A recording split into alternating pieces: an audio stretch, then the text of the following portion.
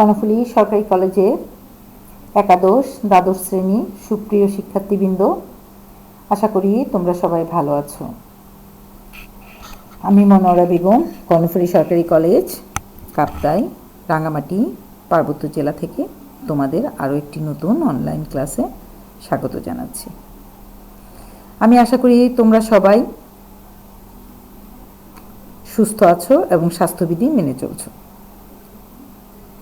Class শুরু করার আগে আসো আমরা সবাই মিলে সৃষ্টিকর্তার কাছে প্রার্থনা করি, তিনি যেন আমাদের এই মহামারী থেকে পরিত্রাণ দান করেন। আমিন। আজ আমাদের অনলাইন ক্লাসে ম্যাডাম তোমাদের পাঠ্য বই সমাজবিজ্ঞান পরিচিতি প্রথম পত্রের 4র্থ অধ্যায় থেকে পাঠদান করব। এই অধ্যায়ের বিষয়বস্তু হচ্ছে সমাজবিজ্ঞানের মূল প্রত্যয়। গত ক্লাসে ম্যাডাম তোমাদের পড়িয়েছিলাম সমাজ বিবর্তনের ধারা, প্রত্নতাত্ত্বিক শ্রেণীবিভাগ। আজ আমাদের আলোচ্য বিষয় হচ্ছে বিভিন্ন সমাজের তুলনা।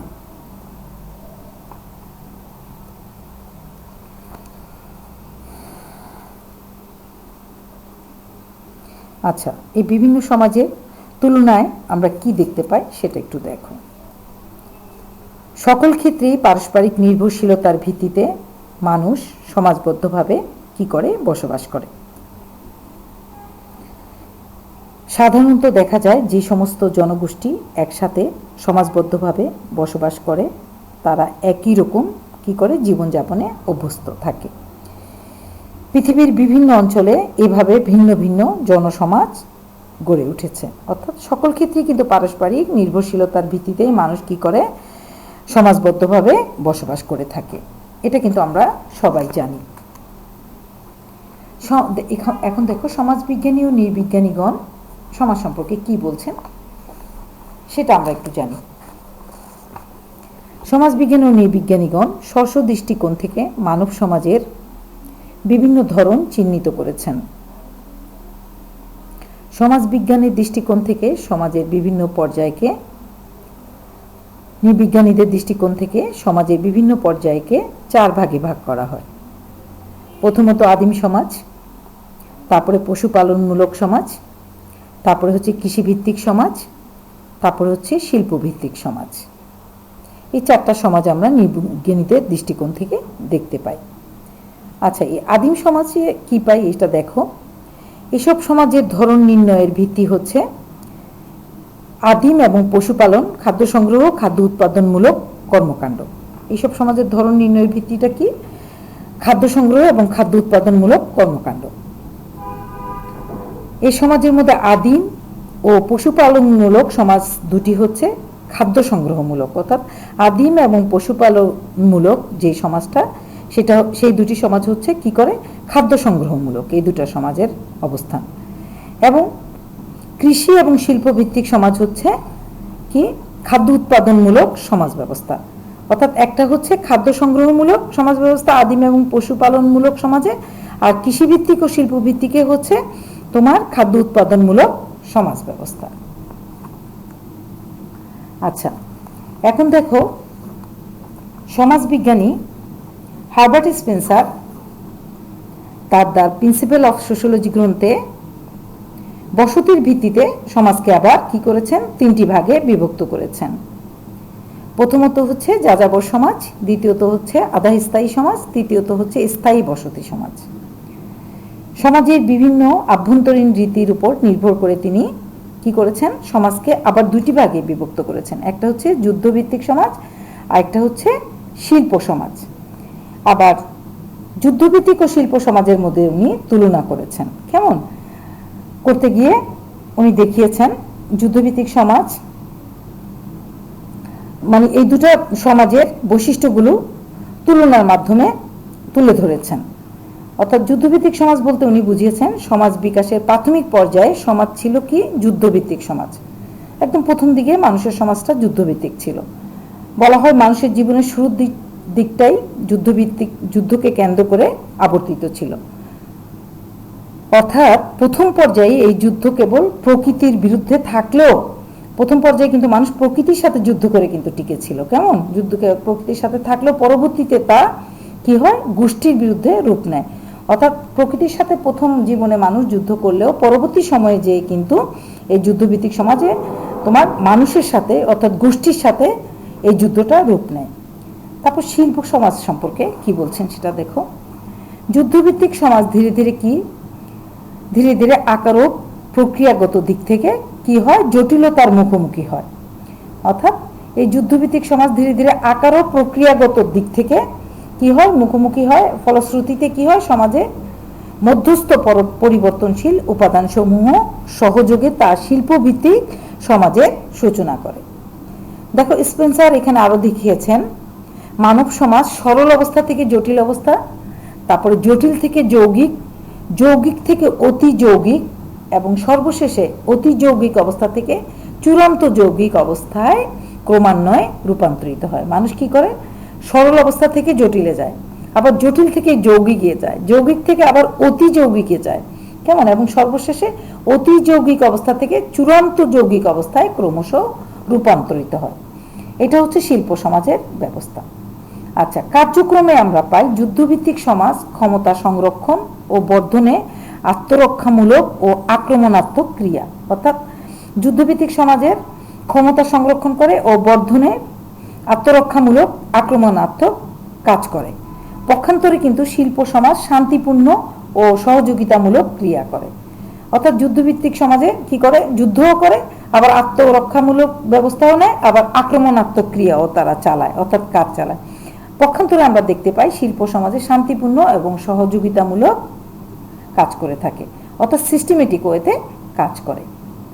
সমন্বয়ের ধরনে আমরা দেখো যুদ্ধভিত্তিক সমাজ সকল কাজের উপরে নিয়ন্ত্রণ এবং বাধ্যতামূলক সহযোগিতা করে, আর শিল্প সমাজ কেবল নেতিবাচক কাজসমূহের উপরে নিয়ন্ত্রণ এবং স্বেচ্ছাপ্রণোদিত কি করে, সহযোগিতা করে। অর্থাৎ যুদ্ধভিত্তিক সমাজে সকল কাজের উপরে নিয়ন্ত্রণ ও বাধ্যতামূলক সহযোগিতা করে, আর শিল্প সমাজে কিন্তু কেবল নেতিবাচক কাজসমূহের উপরে নিয়ন্ত্রণ ও স্বেচ্ছাপ্রণোদিত সহযোগিতা করে। অর্থাৎ ইতিবাচক হলে তো সেখানে কন্ট্রোলিং এর দরকার নাই, নেতিবাচক হলেই সেখানে কন্ট্রোলিং এর দরকার পড়ে। আবার দেখো ব্যক্তি ও রাষ্ট্র, এখানে কি বলছেন, যুদ্ধভিত্তিক সমাজে ব্যক্তি স্বাধীনতা অনুপস্থিত ছিল। অর্থাৎ যুদ্ধভিত্তিক সমাজে ব্যক্তি স্বাধীনতা কিন্তু অনুপস্থিত, শিল্প সমাজে ব্যক্তি স্বাধীনতা কি থাকে, বিদ্যমান থাকে। তারপর দেখো রাষ্ট্রীয় সংগঠন, যুদ্ধভিত্তিক সমাজে কেন্দ্রীভূত উত্তরাধিকার সূত্রে কি করে, পদ প্রাপ্তির ব্যবস্থা ছিল। অর্থাৎ রাষ্ট্রীয় সংগঠনের যুদ্ধভিত্তিক সমাজে কেন্দ্রীভূত ছিল, উত্তরাধিকার সূত্রে কি করত, তারা পদটা পেত। শিল্প সমাজে কেন্দ্রীয়ভূত নির্বাচনের মাধ্যমে কি করত, পদ লাভের ব্যবস্থা বিদ্যমান ছিল, কিন্তু শিল্প সমাজে সেটা ছিল না, উত্তরাধিকারীভাবে পেত না। শিল্প সমাজে কি করত, বিকেন্দ্রীভূত নির্বাচনের মাধ্যমে পদলাভের ব্যবস্থা ছিল। কেমন, তারপর দেখো অর্থনীতির প্রকৃতি, যুদ্ধভিত্তিক সমাজে স্বনির্ভরতা ও অর্থনৈতিক স্বয়ংসম্পূর্ণতার উপর নিয়ন্ত্রণ আরোপ করা হতো। শিল্প সমাজে মুক্ত বাণিজ্য বিদ্যমান ছিল। কেমন, এই দুটোর ভিতরে পার্থক্য হচ্ছে এটাই। অর্থাৎ একটা নিয়ন্ত্রণ আরোপ করা হতো, আরেকটা হচ্ছে মুক্ত বাণিজ্য বিদ্যমান ছিল। আরেকটা মানে শিল্প সমাজ, একটা হচ্ছে যুদ্ধভিত্তিক সমাজ। আচ্ছা, সামাজিক ও ব্যক্তিগত বৈশিষ্ট্য আমরা কি পাই দেখো, যুদ্ধভিত্তিক সমাজে দেশপ্রেম, সাহস, বাধ্যতা, শৃঙ্খলা, কর্তৃত্বের উপর বিশ্বাস ইত্যাদি বিদ্যমান ছিল। শিল্প সমাজে কি ছিল, পক্ষান্তরে স্বাধীনতা, মহত্ব, ব্যক্তির আইন প্রণয়নের অধিকার, বলপূর্বক শাসন, প্রতিরোধ ইত্যাদি কি ছিল, বিদ্যমান। দেখো এখানে আমরা সমাজবিজ্ঞানী এলিন ডুরখেইম হার্বার্ট স্পেন্সারের প্রদত্ত সমাজের প্রকারভেদের, অর্থাৎ হার্বার্ট স্পেন্সার যে সমাজের প্রকারভেদ করেছেন সেটার সমালোচনা করে তিনি তার রুলস অফ সোশ্যোলজিক্যাল মেথড গ্রন্থে মোটামুটি একই ছকে 4 ধরনের সমাজের কথা বলেছেন। অর্থাৎ 4 ধরনের একই ছকে, মানে একই জায়গায় 4 ধরনের সমাজের কথা বলেছেন। একটা হচ্ছে সরল সমাজ, একটা হচ্ছে বহু অংশ বিশিষ্ট সরল সমাজ, আরেকটা হচ্ছে বহু অংশ বিশিষ্ট যৌগ সমাজ, আরেকটা হচ্ছে বহু অংশ বিশিষ্ট দ্বিগুণ মিশ্র সমাজ। এখন দেখো কৃষি সমাজে আমরা কি পাই, যে সমাজে কৃষিকে কেন্দ্র করে মানুষের মূল অর্থনৈতিক কর্মপ্রচেষ্টা পরিচালিত হয় তাকে বলা হয় কৃষি সমাজ। অর্থাৎ কৃষিকে কেন্দ্র করেই মানুষের অর্থনীতির কর্মপ্রচেষ্টা যেখানে পরিচালিত হয় তাকে আমরা কি বলি? কৃষি সমাজ। মানব সভ্যতার ইতিহাসে কৃষিকার্যের সূচনা হয় কখন? খাদ্য আরোহণ ও পশুপালন যুগের পরবর্তী পর্যায়ে। অর্থাৎ মানব সমাজের ইতিহাসে আমরা দেখতে পাই কৃষিকার্যের সূচনা হয় কখন? খাদ্য আরোহণ এবং পশুপালন যুগের পরবর্তী পর্যায়ে। কেমন? প্রকৃত প্রস্তাবে পৃথিবীর অধিকাংশ মানুষ এখনো কৃষি সমাজের অন্তর্ভুক্ত। কৃষি সমাজকে বিশ্লেষণ করলে আমরা নিম্নোক্ত কি করি? বৈশিষ্ট্য দেখতে পাই। যেমন ধরো, গ্রামীণ সম্প্রদায়, পেশাভিত্তিক বিন্যাস, আমরা বোধ, সহজ সরল ও সাধারণ শ্রম বিভাজন, স্বাভাবিক সামাজিক নিয়ন্ত্রণ ইত্যাদি আমরা কৃষি সমাজে দেখতে পাই। এখন আসো কৃষি ও শিল্প সমাজের মধ্যে আমরা একটু তুলনামূলক পর্যালোচনায় চলে যাই। অর্থাৎ যেহেতু আমরা কি পড়ছি? আমরা পড়ছি বিভিন্ন সমাজের তুলনা, অর্থাৎ সমাজ বিবর্তনের ধারায় আমরা বিভিন্ন সমাজের তুলনা পড়ছি। সেই জন্য আমরা এখন তোমার কৃষি এবং শিল্প সমাজের মধ্যে তুলনা চলে যাই। অর্থাৎ কৃষি সমাজ কি বলছে, শিল্প সমাজ কি বলছে, এটা একটু জানি। দেখো, কৃষি সমাজের ভিত্তি কি? কৃষিভিত্তিক অর্থনীতি। কেমন? কৃষির উপরেই নির্ভর করে, অর্থাৎ কৃষি কাজ করে যে অর্থ উপার্জন করে সেটাই হচ্ছে কৃষি সমাজের ভিত্তি, অর্থাৎ মূল ভিত্তি। শিল্প সমাজের ভিত্তিটা কি? শিল্প কলকারখানা। এটা তো একদম সহজ কথা, তোমরা সবাই বুঝতে পেরেছ। নাম্বার 2তে আসো, কৃষি সমাজের সূচনা কি হয়? পশুপালন যুগের পরবর্তী পর্যায়ে। শিল্প সমাজের সূচনা শিল্প বিপ্লবের পরে। কেমন? একটা হচ্ছে পশুপালন যুগের পরবর্তী পর্যায়ে অর্থাৎ কৃষি সমাজের, আর শিল্প সমাজের সূচনা হয় শিল্প বিপ্লবের পরে। আচ্ছা, আবার নাম্বার 3তে এসে আমরা কি দেখতে পাই? কৃষি সমাজে সীমিত আকারে বাণিজ্য প্রচলিত, অর্থাৎ কৃষি সমাজে সীমিত এবং খুব স্বল্প আকারে বাণিজ্য প্রচলিত ছিল, কিন্তু অপরপক্ষে শিল্প সমাজে অবাধ ও মুক্ত বাণিজ্য প্রচলিত ছিল। অর্থাৎ শিল্প সমাজে অবাধ, একদম খোলামেলা এবং মুক্ত বাণিজ্য প্রচলিত ছিল। নাম্বার 4-এ এসে আমরা কি দেখি? কৃষি সমাজের উদাহরণ হচ্ছে উন্নয়নশীল দেশ। কেমন? অর্থাৎ কৃষি সমাজের উদাহরণ আমরা উন্নয়নশীল দেশ হিসাবে দিতে পারি। শিল্প সমাজের উদাহরণ উন্নত ও শিল্পায়িত দেশসমূহ। কেমন?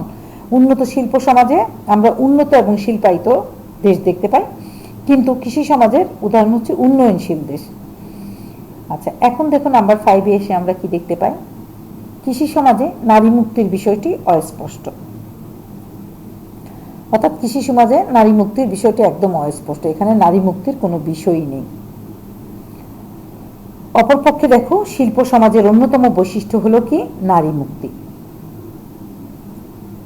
আবার দেখো, কৃষি সমাজ অপেক্ষাকৃত ধীর গতিতে, নাম্বার 6-এ এসে আমরা দেখতে পাই কৃষি সমাজ অপেক্ষাকৃত ধীর গতি সম্পন্ন।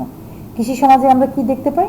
অপেক্ষাকৃত অনেকটা ধীর গতি, যেহেতু কৃষি সমাজে তো আসলে প্রকৃতির উপরে অনেকটা নির্ভরশীল হচ্ছে কৃষি সমাজ, যে কারণে অপেক্ষাকৃত ধীর গতি সম্পন্ন। শিল্প সমাজ দ্রুত গতি সম্পন্ন। শিল্প সমাজটা কি? দ্রুত অর্থাৎ গতিসম্পন্ন, কারণ হচ্ছে সেখানে তো এত আস্তে আস্তে কোনো কিছু করা লাগে না, শিল্প কলকারখানার মাধ্যমে অনেক দ্রুত অনেক কিছু তৈরি করে ফেলতে পারে, সে কারণে। আবার দেখুন নাম্বার 7-এ এসে আমরা কি দেখতে পাই? কৃষি সমাজের ভিত্তি উদ্যান চাষী সমাজ। কেমন? ওখানে উদ্যান চাষী সমাজ হচ্ছে কৃষি সমাজের ভিত্তি। শিল্প সমাজের ভিত্তি হচ্ছে কৃষি সমাজ, অর্থাৎ শিল্প সমাজের মূল ভিত্তিটা হচ্ছে কৃষি সমাজ, অর্থাৎ কৃষকেরা যে উপাদান দিবে সেটার উপরে হচ্ছে কাঁচামাল, র ম্যাটেরিয়ালসের উপরে নির্ভর করে কিন্তু শিল্প সমাজ টিকে থাকে। নাম্বার 8-এ এসে আমরা কি দেখতে পাই? দেখো, কৃষি সমাজের কর্মপরিসর সীমিত। কৃষি সমাজের কাজের পরিসরটা কিন্তু একদম সীমিত, স্বল্প আকারে থাকে। অপরদিকে দেখো, শিল্প সমাজের কর্মপরিসর ব্যাপক ও বৈচিত্র্যপূর্ণ। কেমন? তাদের কর্মপরিসরটা ব্যাপক এবং বৈচিত্র্যপূর্ণ। এইগুলো গেল হচ্ছে আমাদের কৃষি ও শিল্প সমাজের মধ্যে তুলনা। এখন আসো, সমাজবিজ্ঞানী কার্ল মার্কস উৎপাদন প্রণালী বিকাশের প্রেক্ষিতে কি করেছেন? সমাজকে কিভাবে দেখিয়েছেন, সমাজের মধ্যে কিভাবে পার্থক্য দেখিয়েছেন, সেটা আমরা একটু দেখতে পাই, সেটা একটু আলোচনা করি। সমাজবিজ্ঞানী কার্ল মার্কস উৎপাদন প্রণালীর বিকাশের প্রেক্ষিতে 5 ধরনের সমাজের কথা বলেছেন। অর্থাৎ কয় ধরনের? 5 ধরনের সমাজের কথা বলেছেন। যেমন ধরো আদিম সাম্যবাদী সমাজ, নাম্বার 2 হলো দাস সমাজ, নাম্বার 3 হলো সামন্ত সমাজ, নাম্বার 4 হলো পুঁজিবাদী সমাজ, নাম্বার 5 হলো সমাজতান্ত্রিক সমাজ। আচ্ছা, আদিম সাম্যবাদী সমাজে আমরা কি দেখতে পাই? আদিম সাম্যবাদী সমাজে শ্রেণীহীন এই সমাজে উৎপাদন শক্তি ছিল খুবই সরল ও অনুন্নত। অর্থাৎ শ্রেণীহীন এই সমাজে, ও সেখানে কোনো শ্রেণী ছিল না। কেমন এই সমাজটায়, আদিম সাম্যবাদী সমাজে শ্রেণী বৈষম্য ছিল না। সেখানে উৎপাদন শক্তি ছিল খুবই সরল ও অনুন্নত, একেবারে সাদামাটা ছিল। এই সমাজে ব্যক্তিগত কোনো কি ছিল না, সম্পত্তি ছিল না।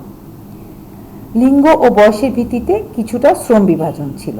কেমন, লিঙ্গ এবং বয়সের ভিত্তিতে কি ছিল, কিছুটা শ্রমের বিভাজন ছিল। কারণ একটু ছোট মানুষ কিন্তু সব কাজ করতে পারতো না, আবার একজন মহিলা এবং পুরুষের মধ্যে কাজের কিন্তু বিভাজন ছিল। এটাই বুঝিয়েছে লিঙ্গ বয়সের ভিত্তিতে কিছুটা কি ছিল, শ্রম বিভাজন ছিল।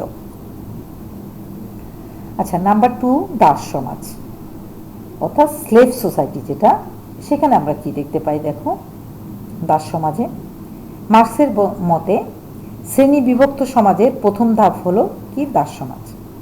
শ্রেণী যে বিভক্ত সমাজ, সেটার প্রথম ধাপটাই হচ্ছে তোমার দাস সমাজ।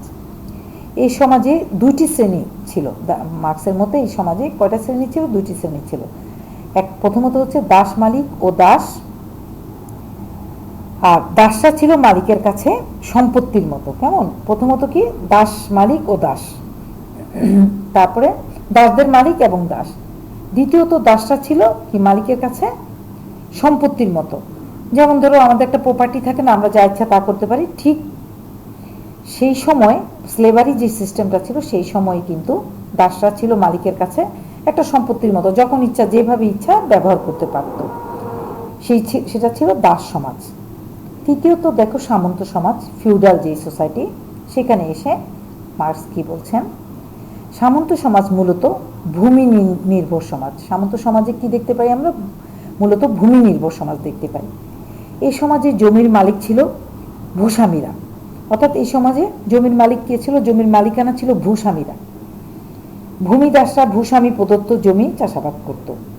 ভূমিদাসীরা অর্থাৎ ভূমির যারা চাষাবাদ করত, তারা ভূস্বামী প্রদত্ত জমিতে অর্থাৎ চাষাবাদ করত। অর্থাৎ তাদের কাছ থেকে জমি জমা নিয়ে ভূমিদাসরা ভূস্বামীদের প্রদত্ত জমিতে কি করত, চাষাবাদ করত। অর্থাৎ প্রধানত তারা নিজেদের প্রয়োজনে উৎপাদন করত। তাদের নিজেদের খাদ্যের যোগান দেওয়ার জন্যই প্রধানত তারা সেই জমিতে কি করত, নিজেদের প্রয়োজনেই উৎপাদন করত। তারপরে কি আসলো দেখো, পুঁজিবাদী সমাজ। তাহলে আমরা কি পেলাম, আদিম সাম্যবাদী সমাজ, তারপরে পেলাম দাস সমাজ, তারপরে পেলাম সামন্ত সমাজ, তারপরে আসছি আমরা পুঁজিবাদী সমাজ। পুঁজিবাদী সমাজে ক্যাপিটালিস্ট সোসাইটি যেটা, সেখানে মার্ক্স কি বলছেন দেখো, পুঁজিবাদী সমাজ ব্যবস্থা অবাধ প্রতিযোগিতা, ব্যক্তি স্বাধীনতা ইত্যাদি পুঁজিবাদী আশীর্বাদের রাজত্ব। অর্থাৎ পুঁজিবাদী সমাজ ব্যবস্থায় অবাধ প্রতিযোগিতা ছিল এবং ব্যক্তি স্বাধীনতা ইত্যাদি পুঁজিবাদী সমাজে আমরা আশীর্বাদ হিসাবে দেখতে পাই। পুঁজিবাদী সমাজের নীতি হলো যার যত মেধা সে তত টিকে থাকবে। অর্থাৎ পুঁজিবাদী সমাজের নীতি ছিল হচ্ছে যার যত মেধা সে তত টিকে থাকবে। কেমন, মেধার উপরে ভিত্তি করে। সেখানে কিন্তু সেই সমাজে কিন্তু পুঁজিবাদী সমাজে স্বাধীনতা দিয়েছিল, কিন্তু পুঁজিপতিদের হাতেই কিন্তু সব ক্ষমতা পুঁজিবাদী সমাজে নিহত ছিল। অর্থাৎ মেধার উপরেই একজন কি স্লেভকে টিকে থাকতে হতো। কেমন, একজন কর্মচারীকে টিকে থাকতে হতো, যেহেতু তার কাছে শুধুমাত্র পুঁজি ছিল তার শ্রমটা। আচ্ছা, এখন আসো পুঁজিবাদী সমাজ গেল, তারপরে আসো সমাজতান্ত্রিক সমাজ ব্যবস্থা। সমাজতান্ত্রিক সমাজের মূল মন্ত্র হলো সমাজে সাম্যবাদ প্রতিষ্ঠা করা। অর্থাৎ সমাজতান্ত্রিক সমাজের মূল মন্ত্রটা হলো সমাজে সাম্যবাদ প্রতিষ্ঠা করা। এই ক্ষেত্রে কার্ল মার্ক্স বলছেন মানুষের মধ্যে সম্পত্তির কোনো ধারণা থাকবে না। অর্থাৎ সমাজতান্ত্রিক সমাজ ব্যবস্থায় মানুষের মধ্যে সম্পত্তির কোনো ধারণা থাকবে না, ফলশ্রুতিতে সমাজে সাম্যবাদ প্রতিষ্ঠিত হবে। অর্থাৎ সমাজতান্ত্রিক সমাজ ব্যবস্থায় সবাই সবকিছু সমভাবে ভোগ করতে পাবে, এই বিষয়টাই উনি কল্পনা করেছিলেন। এটা কিন্তু আসলে সমাজ ব্যবস্থা কখনোই প্রতিষ্ঠিত হয়নি। আচ্ছা, এই হলো তোমার কৃষিভিত্তিক তোমার কার্ল মার্কসের উৎপাদন প্রণালী বিকাশের ক্ষেত্রে আমরা যে কয় ধরনের সমাজ ব্যবস্থা জানতে পারলাম, তার ভিতরে প্রথমত জানলাম আদিম সাম্যবাদী সমাজ, তারপরে জানলাম দাস সমাজ, তারপরে সামন্ত সমাজ, তারপরে পুঁজিবাদী সমাজ, তারপরে সমাজতান্ত্রিক সমাজ ব্যবস্থা। দেখো সুপ্রিয় শিক্ষার্থীবৃন্দ, আজ আমরা কি জানতে পারলাম? বিভিন্ন সমাজের তুলনা, অর্থাৎ সমাজ বিবর্তনের ধারা এবং বিভিন্ন সমাজের তুলনায় আমরা কি দেখতে পেলাম? এখানে দেখতে পেলাম আমরা যাযাবর সমাজ, আধা স্থায়ী সমাজ, স্থায়ী বসতি সমাজ। তারপরে দেখো যুদ্ধভিত্তিক সমাজ ও শিল্প সমাজের মধ্যে তুলনা। তারপরে আমরা কি দেখতে পেলাম? দেখতে পেলাম তোমার কৃষি সমাজ, কৃষি ও শিল্প সমাজের মধ্যে তুলনা। তারপরে আমরা কার্ল মার্কসের সমাজ ব্যবস্থা দেখতে পেলাম। সুপ্রিয় শিক্ষার্থীবৃন্দ, আজ আমরা জানতে পারলাম কিভাবে সমাজ তথা সমাজ ব্যবস্থার সমাজ এক অবস্থা থেকে ভিন্ন অবস্থায় রূপান্তরিত হয়। অর্থাৎ এই ক্লাসে আমরা যা জানলাম সেটা হচ্ছে যুদ্ধভিত্তিক ও শিল্প সমাজ, যার মধ্যে তুলনা, কৃষিভিত্তিক শিল্প সমাজের তুলনা, আদিম সমাজ, দাস সমাজ, সামন্ত সমাজ, পুঁজিবাদী সমাজ ও সমাজতান্ত্রিক সমাজ ব্যবস্থা। আশা করি তোমরা সবাই বিষয়টা বুঝতে পেরেছ। আমি সবসময় তোমাদের একটা কথা বলি, সেটা হচ্ছে তোমরা যখনই আমাদের অনলাইন ক্লাসগুলো ফলো করবে সেই সময়টা তোমরা তোমাদের পাঠ্য বইটা সাথে রাখার চেষ্টা করবে, এবং পাঠ্য বইটা সাথে রাখলে তোমাদের জন্য তোমাদের আরো বেশি পড়াটা ফলপ্রসূ হবে। আশা করি তোমরা বিষয়টা বুঝতে পেরেছ। তোমরা সবাই যার যার অবস্থানে স্বাস্থ্যবিধি মেনে চলবে, এই প্রত্যাশা রেখে আজকের জন্য এখানেই তোমাদের ক্লাসের সমাপ্তি ঘোষণা করছি। আল্লাহ হাফেজ।